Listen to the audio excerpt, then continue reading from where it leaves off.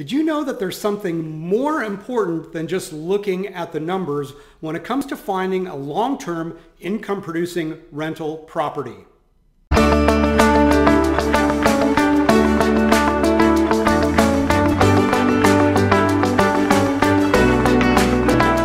Hey there, this is Shecky, and yes, it's true. There are some things to consider beyond the numbers when looking for a good income-producing rental property.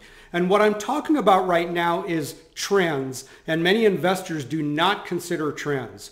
So let's look at the most important trend that's going on right now, and in one word, it's the millennials. Now, the millennials have just recently taken over the baby boomers in our country as the biggest demographic group. I know that's hard to believe, but between some immigration and some of the dying off of baby boomers, they have actually eclipsed them in numbers. So they are a force to be reckoned with.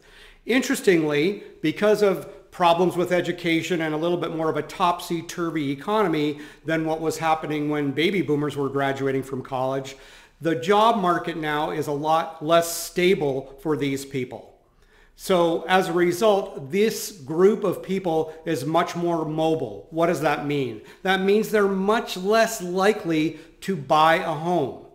They want to rent. They want a nice place. Now, many of them are obviously working in tech sectors as well, if they have any kind of tech savvy, and those jobs are growing like crazy.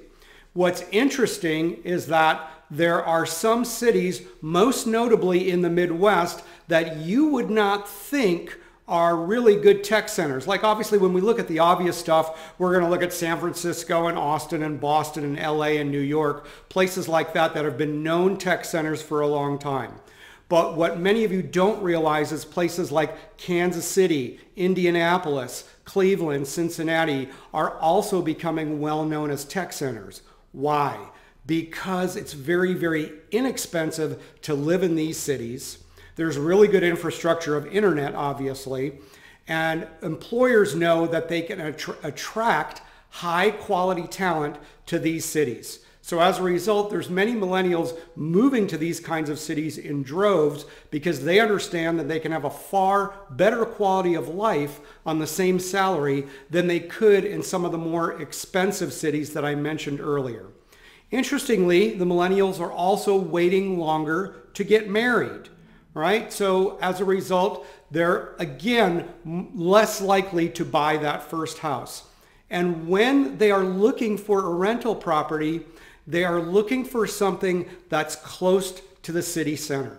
They want to take advantage of the amenities that the city in which they live in has to offer. So this is just something for you to consider. Now, I don't want you to think like you shouldn't look at the numbers and you shouldn't look at ROI and you shouldn't look at cash flow.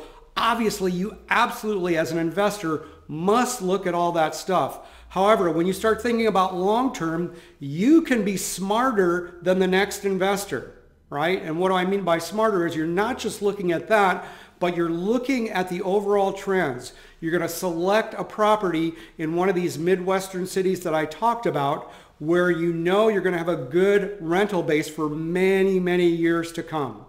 Again, if you want more information, head on over to our website at highreturnrealestate.com. Thank you so much for watching. Talk to you soon.